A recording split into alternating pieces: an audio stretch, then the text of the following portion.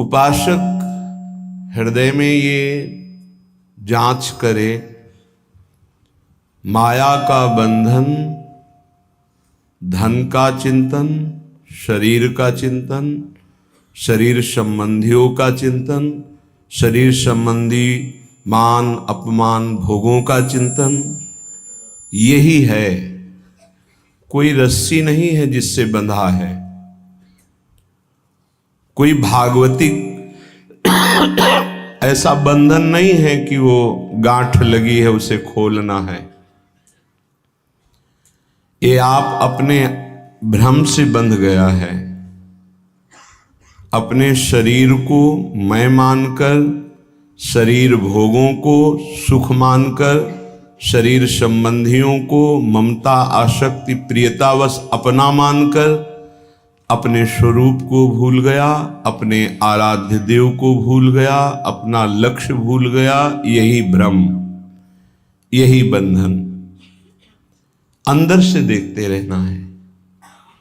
हमारा मन इस बात में राजी है कि हमें मनोनुकूल भोग मिलते रहें, हमारा जीवन इंद्रियों की विलासता में बीते तो यही सुख है, ऐसी मान्यता बैठ गई है।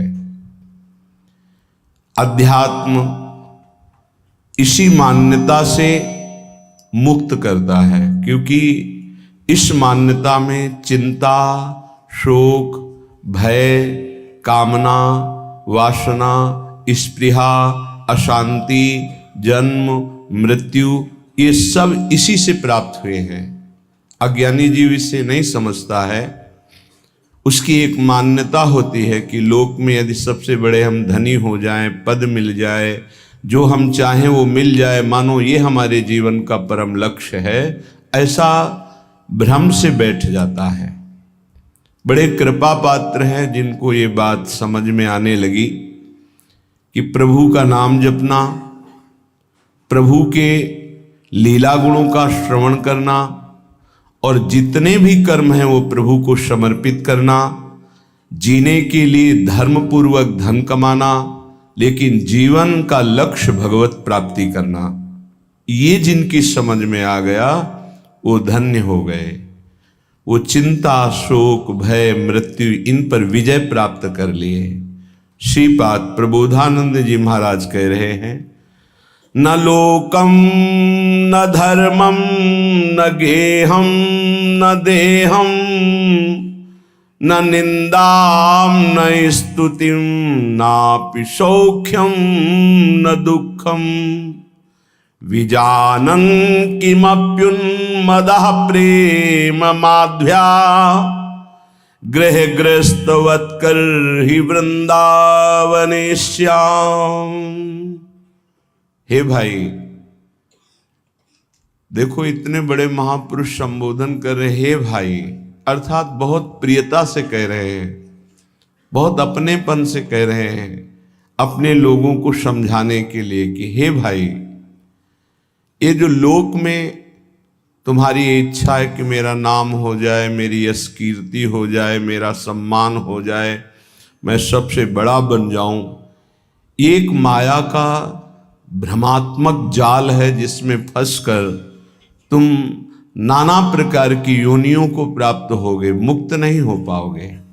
इसलिए इस लोक ऐषणा का त्याग कर दो। लोक ऐषणा, जो कंचन विजयी होते हैं, कामिनी पर विजय प्राप्त कर लेते हैं, वो भी लोक ऐषणा में गिर जाते हैं। ये बड़ी भारी खाई है माया की, जिसे मान सम्मान कहते हैं, जिसे यश कीर्ति कहते हैं। इसकी चाह में बड़ी बड़ी साधनाओं की बलि चढ़ा दी जाती है, बड़ी बड़ी तपस्याओं को न्यौछावर कर दिया जाता है, केवल अपने नाम के लिए, अपनी प्रशंसा के लिए, अपनी बड़ाई के लिए। हाथ कुछ नहीं लगता। जो प्रशंसा मान सम्मान का भोक्ता बन गया, वो भगवान की प्राप्ति की योग्यता खो देता है। इसीलिए श्रीपाद कह रहे, न लोकम, लोक ऐषणा की तरफ अपनी वृत्ति जो जा रही उसको हटाओ। ये सबके अंदर होती है। कुछ तो ऐसा करूं जिससे लोग हमें जाने।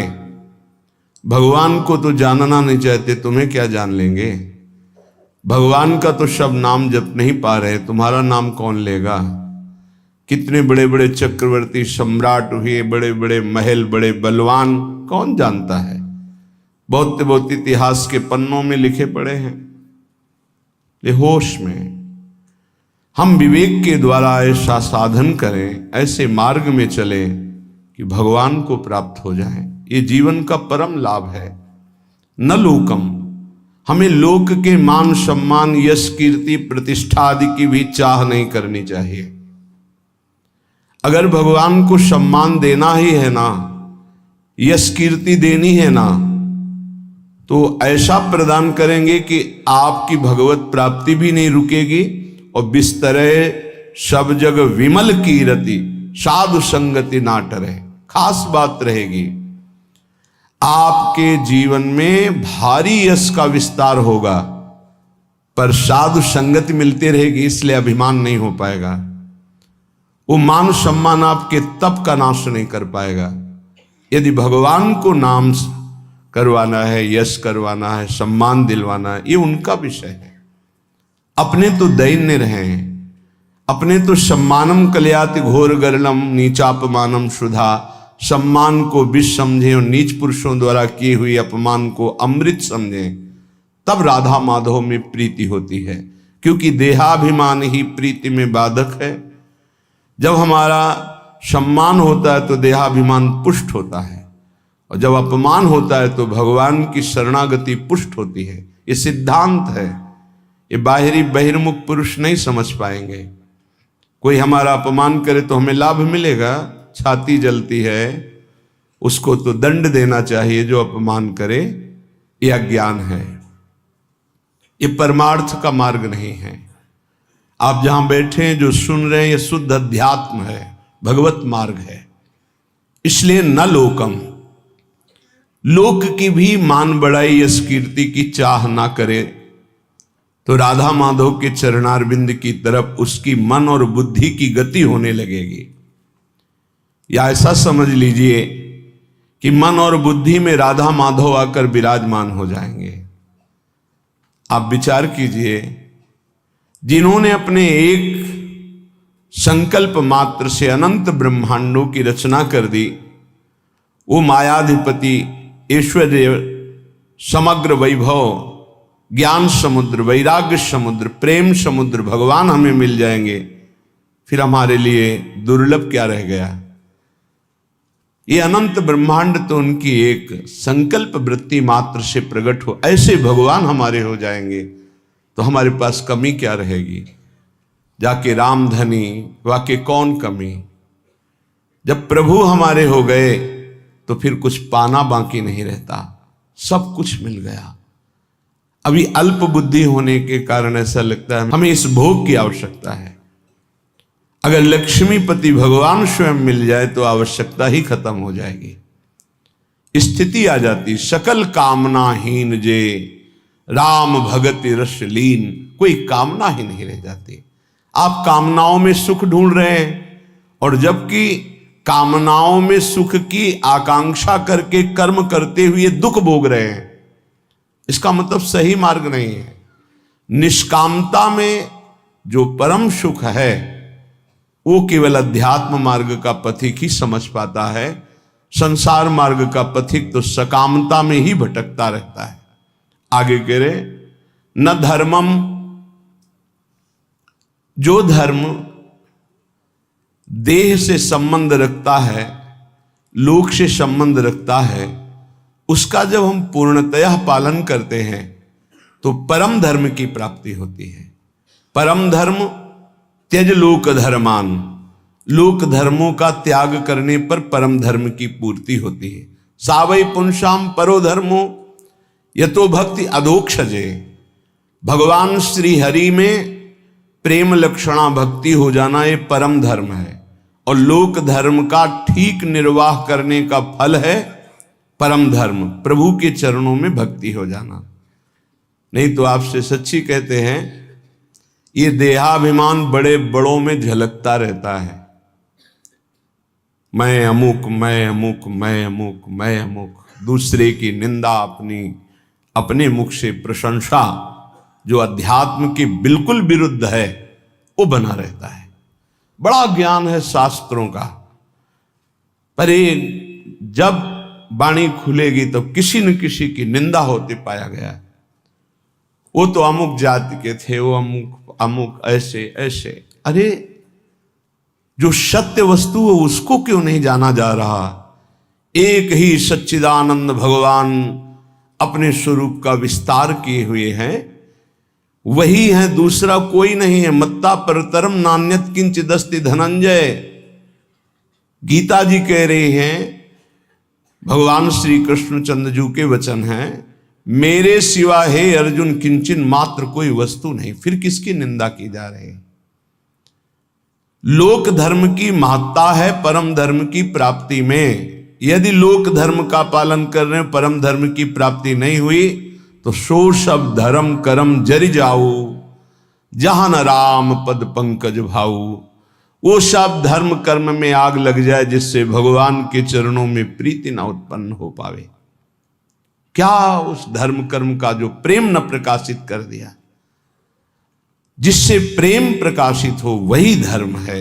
इसलिए कह रहे कि इस लोक धर्म में ज्यादा अर्झो मत। क्या लोक धर्म है? मैं अमुक जाति का हूं, मैं किसी का पति हूं, किसी का पुत्र हूं, किसी का पिता हूं, किसी का अमुक अमुक अमुक। ठीक है, इन धर्म का पालन करो भगवत भाव से और भागवत धर्म में स्थित हो जाओ, यही इसकी मानता है। अगर केवल इतना ही करते रहे, प्रभु के चरणों में प्रीति नहीं, तो विश्वास कीजिए आपके हाथ में जो सत्य वस्तु प्राप्त करने के लिए मानव देह लगी थी, कुछ नहीं लगेगा। ये बहुत बार पति पुत्र परिवार ये सब खेल लाखों करोड़ों बार हो चुके हैं। हाथ आज क्या लगा है आपके? फिर वही नई सृष्टि, नया पढ़ाई, नई नौकरी, नई बैंक बैलेंस, फिर मरो फिर नया वही। कब तक चलता रहेगा? इसलिए न धर्मम, हम ऐसे धर्म को बराबर जीवन में पालन करें जिससे परम धर्म प्रकट हो। वो धर्म किस काम का जो परम धर्म से वंचित कर दे। इसलिए पति में भगवत भावना, पत्नी में भगवत भावना, पुत्र में भगवत भावना, माता पिता में भगवत भावना, अब ये आपको भागवत धर्म में स्थित कर देगा। मोह से तो सब कोई अपने परिवार में आसक्त है, भगवत भाव से तब बात बनती है। श्रीपाद कह रहे न गे हम, घर में विशेष आसक्ति मत करो। घर में श्री ठाकुर जी विराजमान कर लो, घर को ठाकुर जी का महल समझो, आप अपने को सेवक समझो, परिवार वालों को ठाकुर जी के जन समझो। नाथ सकल संपदा तुम्हारी, मैं सेवक समेत सुत नारी। तुम्हारा घर ही तीर्थ हो गया, तुम्हारा घर ही भगवान का मंदिर बन गया। जो रसोई में बने सबसे पहले ठाकुर जी को अर्पित करो। देखो तुम्हारा जीवन कितना उन्नति में, कितना शांत, कितना सुखद जीवन हो जाएगा। पापाचरण ही अशांति दुख क्लेश देते हैं, धर्माचरण ही सुख शांति देता है। कभी कभी भ्रम हो जाता है, धर्माचरण करने वाले में बड़ी दुख विपत्ति देखी जाती है और पापाचरण करने वाले में बड़ी उन्नति देखी जाती है। तो इसका आंतरिक रहस्य है कि अभी ये धर्माचरण कर रहा है, पीछे उसने जो पापाचरण किए हैं उनका फल लागू हो चुका है उसके ऊपर, इसलिए धर्माचरण करते हुए वो दुख भोग रहा है। और जहां दुख पापाचरण द्वारा प्रदत्त खत्म हुआ और इसके धर्म का प्रभाव आएगा, ये चमक उठेगा, इसका जीवन आनंदमय हो जाएगा। और जो पापाचरण करके उन्नति को दिखाई दे रहा है, उसका पुण्य फल लागू हो चुका है। जहां पुण्य नष्ट हुआ और वर्तमान का पाप और भूत का पाप दोनों जुड़ेंगे तो ये नष्ट हो जाएगा। इस रहस्य को समझें, इसको ऐसा ना माने कि पापात्माजन बड़ी उन्नति को प्राप्त होते हैं, पुण्यात्माजन दुख को भोगते हैं, ऐसा सिद्धांत नहीं है। उसके रहस्य को ना जानने के कारण अज्ञानी जन ऐसा कहते हैं। श्रीपाद कह रहे गृह में भी आसक्ति मत हो। क्यों?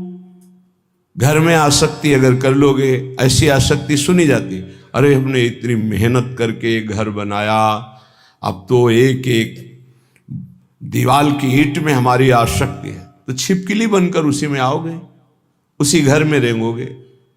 अरे भाई, जब ये घर अपना नहीं है, पांच भौतिक, ये छूट जाता है, इसको आग लगा दी जाती है, तो और कौन सा घर अपने साथ चलेगा। इसलिए जैसे हम रह रहे हैं, घर ठाकुर जी का है, सेवक हैं, अपना समय व्यतीत कर रहे हैं, भगवत प्राप्ति के लिए मानव देह मिला है तो धर्म पूर्वक आचरण करते हैं, नाम जप करते हैं, धर्म पूर्वक धन कमाते हैं, परिवार रूपी भगवान की सेवा करते हैं, घर में भगवान विराजमान, मकान भगवान का। जैसे भक्तजन अपने मकान का नाम प्रिया कुंज, श्यामा कुंज, ये प्रियाजू का कुंज है, ये श्यामाजू का है, हम तो सेवक हैं। तो घर की अहम वृत्ति, मम वृत्ति का नाश हो गया। एक एक बात को समझ जाओगे तो भगवत प्राप्ति बहुत सरल हो जाएगी। न लोकम, न धर्मम, न गेहम और न देहम। ये शरीर जिसको हम इतना प्यार करते हैं कि मैं मानते हैं, ये केवल क्लेश ही क्लेश दे रहा है। यदि भजन ना हुआ तो इसका कोई महत्व नहीं। कहां गई हमारी वो बाल्यावस्था, कहां गई हमारी यौवन अवस्था। नाना प्रकार से इसको दुलार किया, इसको प्यार किया, इसको मैं माना, और ये दुख ही दुख दे रहा है, प्रतिक्षण क्षीण हो रहा है, ये नष्ट हो जाएगा। आज दिखाई दे रहा है चलता फिरता बोलता, कल इसका अस्तित्व ही नहीं रहेगा, मिट्टी में मिल जाएगा। इसलिए इस देह का अभिमान मत करो। ये देह तुम्हारा अविनाशी नहीं है, कुछ समय का है। बहुत होश में, बहुत होश में। इससे पाप मत करो, किसी को दुख मत दो, मनमानी आचरण मत करो, शरीर पोषण के लिए अन्य जीवों की हत्या करके मांस मत खाओ, प्रमाद स्थिति पागलपन बढ़ाने के लिए शराब मत पियो।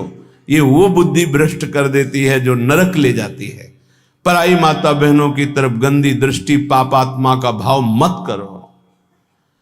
ये मनुष्य देह केवल पवित्र आचरण करके, धर्माचरण करके भगवत प्राप्ति के लिए मिला है सबको। इसमें ऐसा नहीं कि अमुक प्राप्ति नहीं कर सकता, नहीं। कोई भी हो, पुरुष हो, स्त्री हो, बालक हो, बूढ़ा हो, कोई भी वर्ण का हो, कहीं का भी हो, कैसा भी हो, सबको चांस है भगवत प्राप्ति का। मानव देह मात्र को अधिकार है भगवत प्राप्ति करने का, क्योंकि अन्य योनियों में विवेक नहीं होता, इसलिए वो उपदेश धारण नहीं कर सकते, वो भजन साधन नहीं कर सकते।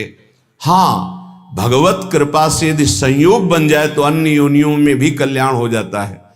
जैसे कोई बहुत बड़े भागवत के घर का कुत्ता ही सही, वो दरवाजे पे बैठा, खूब नाम कीर्तन हो रहा है, ठाकुर जी का भोग लगा, आरती हुई, उसको भी प्रसाद मिल रहा है, वो नाम कीर्तन, उसका कल्याण हो जाएगा। भगत के घर के पशु पक्षियों का भी कल्याण हो जाता है। ऐसा कहीं बिरला ही संयोग बैठता है, नहीं तो मानव देह में ही भगवत प्राप्ति होती है। तो कह रहे हैं ये देह भगवत प्राप्ति के लिए इसका अभिमान करके गलत आचरणों में समय बर्बाद मत करो। जब आपके अंदर करने की शक्ति तो अच्छा करो, बोलने की शक्ति तो अच्छा बोलो, देखने की शक्ति तो अच्छा देखो। बुरा क्यों करते हो? बुरा का फल बुरा ही होगा। तो मानव देह बुराई मिटाने के लिए मिली, बुराई बढ़ाने के लिए नहीं मिली।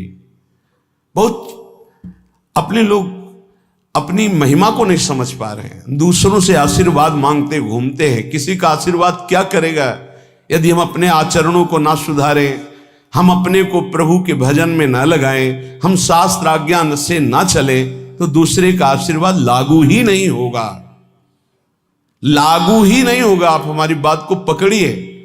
और यदि आप धर्म से चल रहे हैं, नाम जप कर रहे हैं, पवित्र जीवन है, तो किसी से आशीर्वाद मत मांगो, सबका आशीर्वाद मिल जाएगा। विश्वास कीजिए। सुर नर मुनि प्रसन्नता ऊपर, सोई विजयी विनयी गुण सागर, तासु सूजस त्रैलोक उजागर।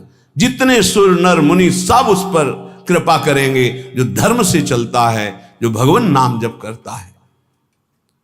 अगर धर्माचरण का त्याग कर दिया जाए, अपवित्र पापाचरण किया जाए, तो कोई नहीं बचा सकता। रावण ने किसकी आराधना नहीं की? विचार करके देखिए। बड़ा विद्वान था, भगवान शंकर की खूब आराधना की, बड़े उच्च कोटि की आराधना की, लेकिन आचरण सही नहीं थे। तो क्या क्या नहीं मिला उसको भगवान शंकर की कृपा से?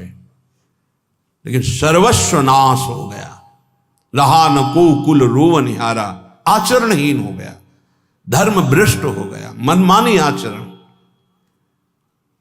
इसीलिए श्रीपाद कह रहे हैं कि आप अपने शरीर का अभिमान करके आचरण भ्रष्ट मत हो जाइए, आचरणों को सुधारिए। तुम्हारा शरीर अविनाशी नहीं है, एक सीमित समय के लिए आया हुआ है, ये दिमाग में बैठा लीजिए। इसको जाना है, इसको छोड़ना है, शरीर को नष्ट होना है, आज नहीं तो कल। इसलिए ऐसे आचरण कर लो कि तुम्हारी उन्नति हो जाए, तुम दुर्गति से बच जाओ, तुम्हारा पुनः जन्म अन्य योनियों में ना होकर भगवान के धाम में दिव्य रूप से निरंतर अनंत काल तक के लिए सुख भोगो। श्रीपाद कह रहे न निंदाम, किसी की निंदा मत करो, क्योंकि दूसरे की निंदा करने से उसके पाप अपने ऊपर आ जाते हैं। क्यों बेमतलब में पाप की पोटरी बांध रहे हो? पर निंदा के किए ते आवत नहीं कछु हाथ, मूर्ख पर्वत पाप को ले चल अपने साथ। दूसरे की निंदा करने से अपने को मिलता कुछ नहीं है, उसका पाप हमारे ऊपर आ जाता है। बेमतलब पाप की पोटरी, दुख का कारण आप बना रहे हैं। दूसरे की निंदा करने से आप उसको नीचा दिखा पाएंगे क्या? नहीं। अगर वो नीच है तो खुद नष्ट हो जाएगा, अपना उसका कर्म ही उसको नष्ट कर देगा। किसी को कोई नष्ट नहीं कर सकता, उसका कर्म नष्ट करता है। को ना काहू के सुख दुख कर दाता, निज कृत कर्म भोग सुन भ्राता। हे भाई, यहां कोई किसी को सुख दुख नहीं देता, अपना कर्म ही दूसरे की खोपड़ी में बैठकर जबरदस्ती हमारा अमंगल करवा देगा। हमारा कर्म, हम क्यों किसी की निंदा करके अपने पापों को बढ़ाएं? इसलिए ना निंदा, मना कर, किसी की भी निंदा मत करो। और कह रहे ना स्तुतिम, किसी की स्तुति भी मत करो, प्रशंसा। क्यों? क्योंकि किसी व्यक्ति के गुण से प्रभावित होना संसारिकता है। गुणमानी संसार, सेवकवाणी, गुणमानी संसार और सकल गुण प्रीत बिन। अगर कोई बहुत अच्छा आचरण कर रहा है, भगवान की कृपा है, उसमें भगवान की शक्ति विराजमान, हम उसको नमस्कार करते हैं, व्यक्ति को नहीं। हम व्यक्ति की प्रशंसा नहीं करते, हम प्रभु की प्रशंसा करते हैं। प्रभु ने इसे योग्य बना दिया, बस। अगर किसी व्यक्ति से हम प्रभावित होते हैं तो प्रभु से प्रभावित होने वाला महत्व अंदर जो बैठना चाहिए कि सर्वलोक महेश्वर भगवान हमारे स्वामी हैं, यह हट जाएगा। हमें भगवत भाव की प्रशंसा करनी, ना कि किसी व्यक्ति के पद की, गुण की नहीं। सर्वलोक महेश्वर भगवान कृपा किए हैं, उसको ये सामर्थ्य दिए हैं, जितने अंश में सामर्थ्य दिए हैं उतना वो प्रभावशाली है। पर हम व्यक्ति की नहीं, हम भगवान की तरफ देखते हैं। भक्त का लक्षण होता है वो भगवान की तरफ देखता है, व्यक्ति की तरफ नहीं। तो हमारी कोई बहुत बड़ाई कर दे, भलाई कर दे, कोई वस्तु दे दे, कोई मनोनुकूल कार्य कर दे, तो हम श्री भगवान की तरफ देखते हैं, प्रियाजू की तरफ देखते हैं, उस व्यक्ति की तरफ नहीं देखते कि धन्यवाद आपने, ये संसारिकता है, आपने बहुत बड़ा काम कर दिया, धन्यवाद। नहीं, जय हो प्रियाजू की, इसको निमित्त बनाकर प्रियाजू ने कार्य करा। हमारी आसक्ति प्रियाजू में, किसी व्यक्ति में नहीं। जीवन में यह सिद्धांत समझ लीजिए, यदि व्यक्ति से आसक्त होंगे तो इष्ट का भरोसा छूट जाएगा, फायदा क्या हुआ? कोई भी कितना हित करे, कितना भी हमारा मंगल करे, हम धन्यवाद नहीं देंगे, हम जय बोलेंगे, हमारे प्रियालाल की जय हो, उन्होंने इसे निमित्त बनाकर कराया है, जय हो प्रियालाल। हम उस भगवत स्वरूप को प्रणाम करते हैं, व्यक्ति नहीं, गुण नहीं, ये प्रियालाल की कृपा। देखो गोस्वामी जी से कह रहे हैं, तात सुनहु माया कृत गुण अरु दोष अनेक, गुण या उभय न देखई, देखी सो अविवेक, गुण या उभय न देखई। भागवतिक गुण है, न किसी के दोष न किसी के गुण, न किसी की निंदा न किसी की स्तुति। सबसे बड़ा भागवतिक गुण है सब में भगवान को देखना। इस रूप में भगवान आ गए, इससे बड़ा सम्मान क्या होगा सामने वाले का। साक्षात हम भगवान मान रहे हैं, इस रूप में भगवान, व्यक्ति नहीं, व्यक्ति रूप में हम स्तुति नहीं करेंगे, भगवत भाव से मेरे प्रभु इसे निमित्त बनाकर आए, या मेरे प्रभु इस रूप में आए। श्रीपाद करे नापि सौख्यम, हमारा किसी से किसी भी तरह का सुख लेने का भी भाव नहीं होना चाहिए। सौख्यम माने सुख होता है। ये व्यक्ति, ये पदार्थ, ये वस्तु सब प्रभु के सुख के लिए अपनी भावना, भक्त का। हम तो प्रसाद भोगता है, वस्तु का भोग नहीं करते। किसी व्यक्ति से सुख लेने की भावना रहेगी तो स्वार्थ बुद्धि रहेगी, स्वार्थ बुद्धि रहेगी तो अज्ञान रहेगा, अज्ञान रहेगा तो गलती हो ही जाएगी, पापाचरण हो ही जाएगा। जितने पाप होते हैं सुख बुद्धि लेने की भावना जिनकी जितनी बढ़ गई उनसे हो रहे हैं, हम हो या आप हो। पाप तभी होते हैं जब सुख लेने की भावना बढ़ जाती है, इतना राक्षसी भाव आ जाता है कि वो निंदनीय हो जाता है। देखो ना, काम भोग की लालसा हुई तो राक्षस पैदा हो गया, उसकी बुद्धि में क्या क्या कर डाला। देखो ना, क्रोध भाव पैदा हो गया तो राक्षस पैदा हो गया, क्या क्या कर डाला। देख लो ये विकार कैसे हैं। किसी से भी सुख लेने की आकांक्षा में ही ये दोष पैदा होते हैं। उपासक वही है जो सुख देवे को चाहो। हमारे हृदय में दूसरों को सुख देना भगवत भाव से। संसारी और उपासना के मार्ग में चलने वाले पथिक में बड़ा अंतर है।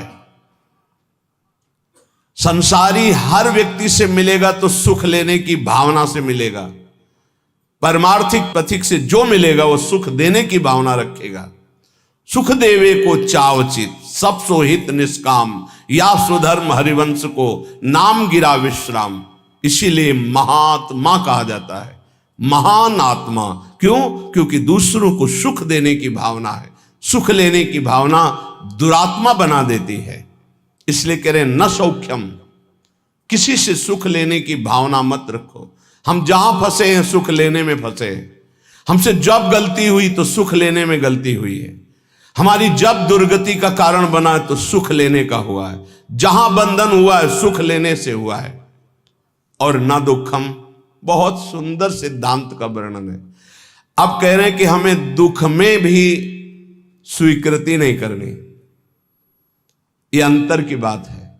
हमारे कर्म के अनुसार दुख आया है तो हमें यह स्वीकृति नहीं कि इस व्यक्ति ने दुख दिया है।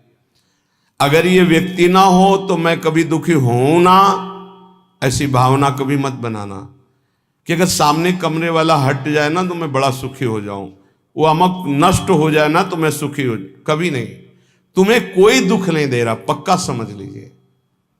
तुमने जो बीज बोया है कर्म का वो ही तुम्हें दुख दे रहा है, पक्का समझ लीजिए। यहां कोई दुख देने वाला नहीं है।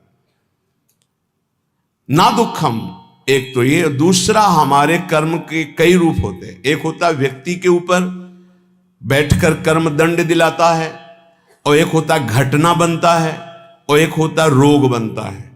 शरीर में विविध प्रकार की आदि व्याधियां, तो हमको विचलित नहीं होना है।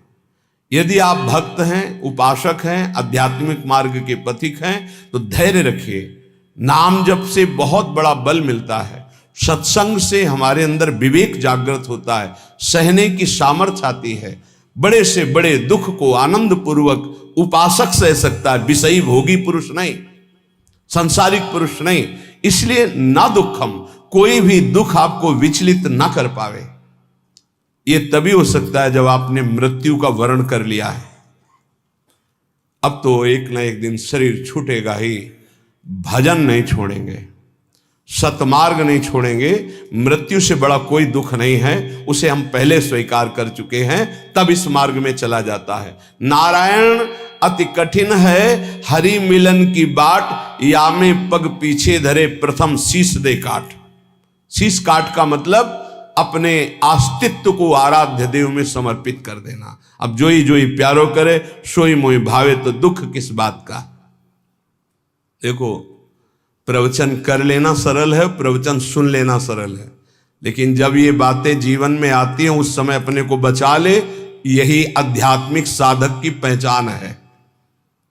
अनुकूलता होती तो बड़ी कृपा भगवान की, और जब प्रतिकूलता रंग लाती है उस समय बोलो कि बड़ी कृपा हरि की।